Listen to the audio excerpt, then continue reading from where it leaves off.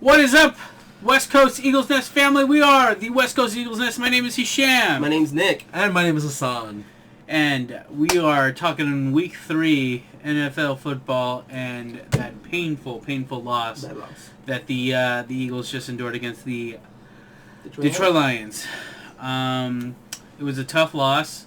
Yes, we were playing without Alshon. We were playing without Deshaun. Two major key weapons in our offensive artillery, and it hurt. But the truth is that there's no excuse. Okay, we have Nelson, we have JJ, Mac Hollins. We had players. We have these players who, you know what, if they want to come in and really prove themselves onto the field, this was their opportunity. This was really their chance, and I felt with 7 drop passes throughout the whole game between the entire squad, you're not going to get it done. If you're complaining about not getting enough targets, or you're not getting enough plays drawn up for you, this was your chance to really shine. And I felt like they really didn't step up to the plate, and it's inexcusable this game. Yeah, it was bad.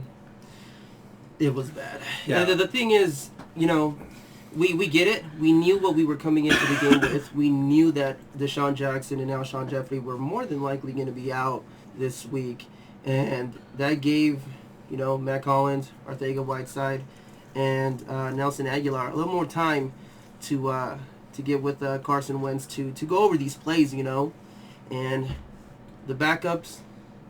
There's a reason why they're backups, man. Yeah. You can't be going into a game like this. You're a professional football player, and you can't be dropping the ball.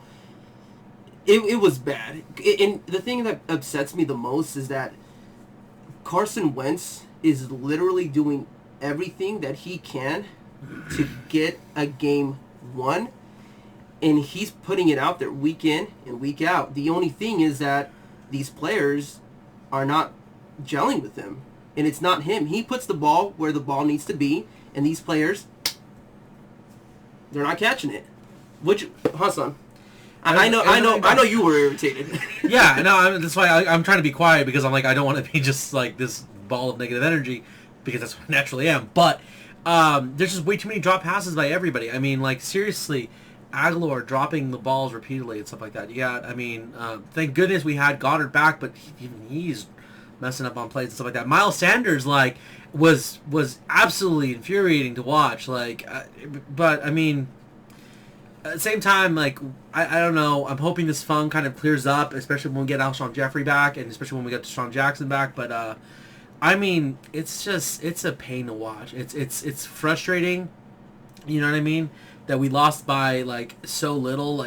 Because I didn't see anything phenomenal coming from the Lions side. I really didn't see any outstanding outrunning us, outperforming us.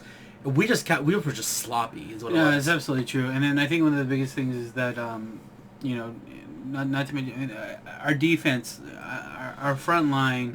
Our secondary has just been abysmal this whole season, and it's just it is what it is with them.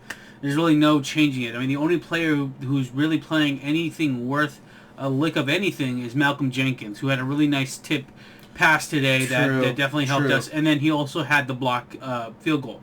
So big ups to Malcolm Jenkins, who's really proving himself to be what he's worth on this team, because he comes in, week out, that's and what I'm saying. And plays. We know what we're going to get from Malcolm Jenkins, because this is what he does ever since he came to Philly. Exactly. He's been the man. He's been that captain. He's been that leader on the team. Of course. But where's everybody else? Yeah, and it's just frustrating to see. I think the biggest thing that's been a letdown this season has been our defensive front, our front seven. We have no sacks so far in the entire season. Throughout the 3 games, we have 0 sacks. 0 sacks, 3 games. So that's not going to get it done. Yes, we have QB hits. Yes, we have some hurries. Yes, we have some pressures. It doesn't matter. Those things don't necessarily lead to an actual sack. Maybe QB pressures do. However, from what this season has shown us is that these quarterbacks are easily getting outside of the pocket. And as soon as they get outside of the pocket, we have only one player who's going after them. It's as if one player breaks through the line, breaks through the offensive line, and then the rest just stop. Like, oh, all right, no, Fletch got this. Okay, no, oh, Brandon Graham's gonna get him a sack. No, okay, let me just take it back. Oh, Derek Barnett's already got over the edge. Let's stop. It's what urgency. I've seen. There's no urgency from this, and it's just frustrating to see from this Eagles team because we expect so much more from this team because of how good and how highly touted they've been throughout the entire offseason. But right now, I mean, I don't even, we're not the best team in the NFC. And especially with the Giants and the win that they just got with Daniel Jones, they're going to be another team to be competing with. They're not going to be an easy W like we thought they were going to be. Like the last couple of years. Yeah. So this is the one thing that, as an Eagle fan, I think we're all frustrated because we're looking at what product we have or what we were sold on in the beginning of the season to what is being put out there onto the field. I understand that injuries happen. Yes, it's going to, of course. But the thing is that we had the best depth of any team, supposedly. And now we really don't look. We look like a college football team out there, some weeks. Yes, Carson high school football team. Carson is doing his best to really, work around and earn a W, but you know what? It's just it's not all on him. It can't be all on him. Mm-hmm. He's been a better than good quarterback. I will say that. I won't say he's a great quarterback. True. Because just to be honest, it's what it is. Yeah. It's just how it's how everything's played out this season so far. He was good in the beginning of the game. This game, I will give us that. At least we did put up 10 points in the first quarter for the first time since it was. I saw the stat. It was like since 2018 week 6 was the first time we put double digits in the first quarter. Mm-hmm. So these little things, it's just like, if we expect to go to the playoffs, if we expect to win a Super Bowl, these things need to get fixed. These things need to be addressed. They need to be looked at and see why, what, who, when, and address them. Yeah. And address them. Because, honestly, these 2 losses, 2 in a row, that have been completely rough on us. So, here I want to kind of point on something. I want to at least kind of cover this. We can beat a dead horse. We can talk about the failings of the defensive core. We can talk about the failings of our offensive line and just the receivers in general. But what are some of the key things that you were thinking here that they really got to amp up, focus more on, that will allow us to actually get the victory? Especially, next week. Not even next week. It's coming up. It's Thursday. We're playing against the Packers at Lambeau. So what are the tweaks that you guys think that we need to be able to ink out a victory here? It's week 3. We have Miles Sanders touching the ball more than Jordan Howard, who we went in the offseason to go get. Okay? My understanding is that you go in the offseason, you go get a actual running back from another team. You don't draft this guy. You're not scouting this guy. You go and you're like, yes, we want to get him. We're going to trade for him. We're going to trade a valuable asset that we could use and trade for him to bring to our team. Because we know what he can do. He's already established something in the league. Exactly. And Hesh, what have I been telling you since the preseason, since when we drafted him, when we started these podcasts? What did I say about Jordan Howard? This is the man we need to focus the run with. I've been saying it every single week, and everybody that's out there listening to the podcast that's been listening for the last month has heard me say, run the ball with Howard. And it happened, right? Yeah. Somewhat. He got a couple more carries this week than last week. Yeah. But what happened? The thing is that you're letting Miles Sanders take a hold of the ball and taking the majority of the reps when it comes to running plays. That's not going to be an easy game plan for us because, listen, we have a good running back tandem, okay? I like Sproles in the backfield. I like Jordan Howard in the backfield. I even like Sanders in the backfield. However, he's still young. Slowly get him into these reps. Slowly get him used to the game of holding onto the football. Mm-hmm. He had 2 fumbles on 1 series. I'm sorry, Doug. You don't let that happen. Deuce, you don't let that happen. Okay? As soon as that first fumble happens, you sit his ass down for that series. It's just common sense. Yeah. Wait till he's adjusted a little bit, get him used to that game, and then get that fumble out of there, and he'll adjust and he'll be better. Listen, we were more effective when Jordan Howard ran the ball or when Darren Sproles was in the game. Okay, that's just plain and simple. We were more adjusted. We were more leveled out. I felt we were more of a threat during there. I will say that Miles Sanders was great in the receiving game. Throwing him out there as a receiver was great. It was awesome. However, I mean, when we need to run the ball, he wasn't there for us. And it's fine. I'm not trying to say that, no, we should sit his ass for the rest of the season. I just want to ease him into a role where you're going to have him taking a majority of the reps, where we have a great running back in Jordan Howard who is powerful, who is strong, who will get those extra yardage after contact, which is huge for us. Yeah. Yeah. Not to mention the fact, like, if you especially running in tandem between, because every time you feed it to Miles Sanders, what's the defensive line on the opposing team thinking? Hit that guy. Just hit him. Target him every single time. We'll stop him because he's carrying it majority of the time. But if you split it up between Jordan Howard and Miles Sanders, you at least can create some kind of confusion. There can be some kind of fake outs. This is the problem that I had from the previous week, is that I feel like we're being read easily. Like, we can see, here's the handoff. Here's the ball, Miles Sanders. Now run. And then everyone's like, oh, get past target, hit him. The thing about this is that Miles Sanders, the way that he runs the ball, he runs straight to the sidelines, and we get 1 yard, 2 yards out of it. Now, sometimes he does like to run down the field, and he'll get us those good 10 to 15 yard runs. But the thing is, the way that like Deuce Staley and Dougie P are using the running backs so far this season is you're giving split carries to Miles Sanders and to Jordan Howard, but you're not letting either of them get used to the game. There's so much that happens within this game that they can't establish themselves out on the field. You giving the ball to Miles Sanders 4 times for him to run the ball, and then you go give it to Jordan Howard 1 or twice, during that same drive, they can't establish anything, and it's bad. You can't. The thing is, Miles Sanders, this ain't college anymore. You have to. This is his first season going into a professional NFL game. You got to be able to hold on to that ball better, man. You got to put Jordan Howard out there. I don't understand what Dougie P wants to do and why he's giving so many more reps to Miles Sanders. Like, what Jordan Howard has done in the last 3 years with the Chicago Bears. Like, what's going on? Like, what's going on in that locker room? What is him and Deuce Staley, like, what do you think? What are they trying to do? Are they trying to say, yo, you know what? We drafted Miles Sanders, and now we got to use him and make sure that we're not wasting this pick?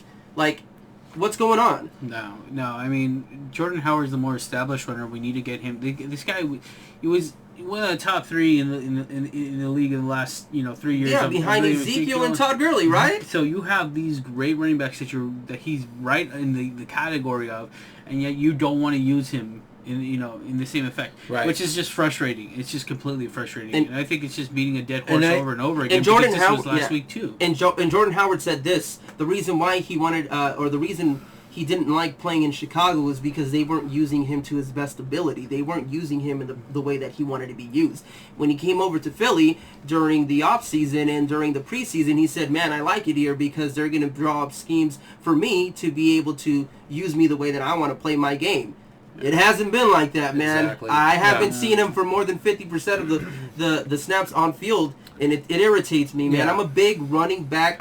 My favorite position on the field is running back, and for the fact to see Miles Sanders, out-snap Jordan Howard, it irritates me. We haven't had somebody that can run to run the ball down the field since LaShawn McCoy. And even the year that we won the Super Bowl, that 3-headed monster that we had with LeGarrette Blount, that was what we needed from Jordan Howard and from Miles Sanders. It hasn't happened, and it's irritating me. The running back, that position is just like far gone, and we need to make sure that, again, Thursday, going into the Packers game, we got to run the ball. Exactly. We'll see.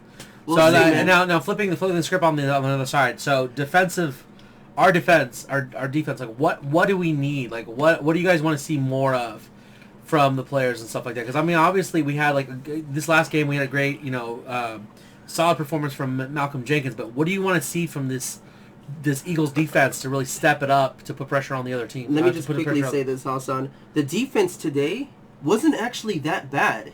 No. It wasn't as bad as when we played against the Falcons because Ronald True. Darby and he got injured. Actually, I don't know if you guys saw. He got injured with I think it was like a pulled hamstring or something. Yeah, Something with his it's a hamstring or his quad. calf or quad. It wasn't bad.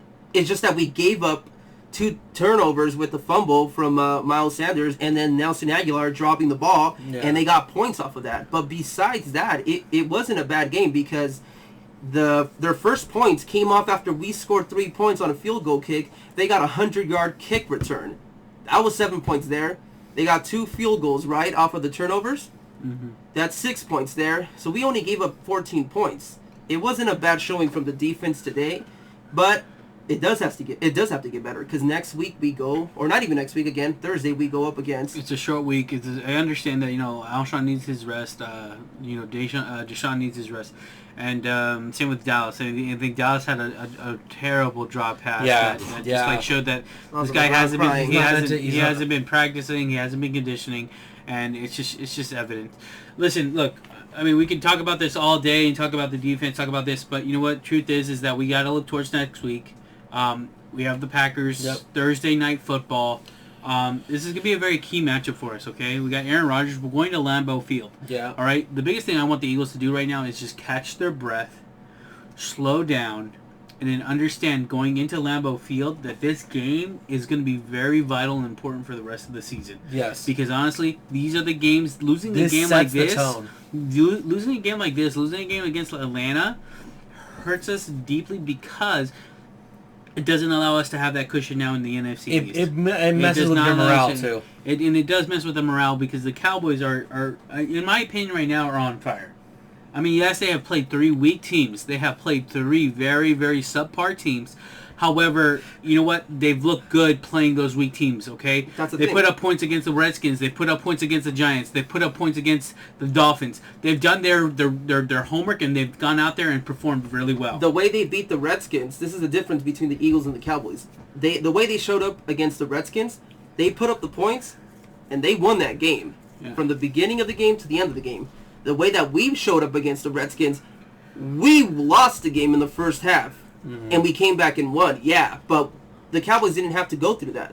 They set the tone at the beginning, and they ended the game with a win. And that's how it should be. Not scoring 3 points and being down 17-3. Not like a sneaky come from behind No, victory. you don't do that. And so, they played, subpar teams, but they're 3-0. They got a 2-win lead, two games. They're 2 games in front of us, Yeah. and we're tied with the Giants for second place. And that's what the Redskins playing tomorrow against the Chicago Bears. So if they win, we'll all be tied for second place while the Technically, we're above the Giants because division. we have the division win. Now, We don't- I mean, yeah, regardless, we don't, regardless though, it doesn't matter. The Giants are going to be a good team. I mean, shout out to Saquon Barkley though. Hopefully he's fine. I know he's going to miss a couple weeks with the high ankle sprain. Really bad injury to see on TV, guys. So you never want that for another team. I don't care, if he's a You don't Cowboy, wish- if he's a Giants No player. injuries on anyone. We We don't don't wish Well, wish about that anyone- Cowboy, I might. No, No, You don't you don't want want You don't want wish that. injuries You don't upon wish anyone. that upon anybody. I really don't though. We look forward to next week, Yeah. or next Thursday, and we'll see how we can perform Let me against quickly say this. Aaron Rodgers. Too, Hesh. Yeah. To everybody that's out there listening to this, and when we go live on our Instagram, when we talk about the Eagles, and because we can say right now that they're not playing well, they suck. They're not the game today. They suck during the game, and it's unfortunate. We're not bad fans for saying that our team is not doing well. It's not like we hate the team. Like, I hate how people on social media and everywhere say, hey, you guys are bad-mouthing the team, you guys aren't real fans. No, you can be a real fan and show your expression and your emotions and feelings towards a team and say that they're not doing well. Yeah. It Yeah. irritates me when somebody comments on our post and say, wow, you guys are bad-mouthing the Eagles, like, come on, you're not even a real fan. No, we're real fans. We're just emotional and passionate fans. And we can do that. Plus, And it's an analytic thing. So we're actually looking at it, trying to figure out what can make, like, well, that's some breaks. We're just going to stand by our team. No, we're going to stand by our team, but we're also going to point out what we think would help stand stuff out. And hopefully, it resonates with the rest of the fan base, not to mention it eventually gets to the actual team thinking like, okay, maybe we should really consider mixing it up more. not relying all on Miles Sanders, etc. The thing is guys, listen, we are passionate fans of our team because we really love this team. We have an emotional connection to them. Okay, each of us have an emotional connection to this team, and when you do that, when you're a fan at that level, you want to hold your team accountable week in, week out. Their performances on the field and things that they do off the field. Okay. Those are the things you want to hold your team accountable. And you'll do that for any team, okay? Regardless if you're a baseball fan, okay? If you're a basketball fan, you hold your team accountable because you have that much emotion, you have that much love for a team. So understand, like, when we're not necessarily trying to badmouth or our players or coaches or anything like that, we are just showing our emotion on what we need to be seen as held as accountable week in, week out. All right, that's it. I mean, I'm an Eagles fan, day in, day out. Nothing's gonna make me change that. I don't think nothing's gonna make Nick change that. Nothing's gonna make Hassan change that. No. But we always are gonna expect more from our team because we want more. Okay, it's not just we won one Super Bowl 2 years ago. This is what we're gonna ride for the next 50 years. This isn't this. God, I hope not. That's not what a fan is gonna do. We're supposed to be looking in each season, week in, week out, what we need to do to prepare for next week and what we need to see as an improvement to be able to get us through that. Yeah. So I think that's when what Nick is trying to say, what Hassan's trying to say, is that we really love this team. We do, but we want to see that product put out there, and we want to see our best foot put forward. Yeah. So, we're looking for Thursday Night Football against Aaron Rodgers. It's going to be a tough It's gonna be an upset. It's going to be a tough it's game. gonna be an upset. I'm gonna try and put this energy out there. I want to see the Eagles, hopefully, because we've taken these L's. That when we go to Lambeau, that Packers are going to look at us like, oh, come on, these guys are going to be a pushover.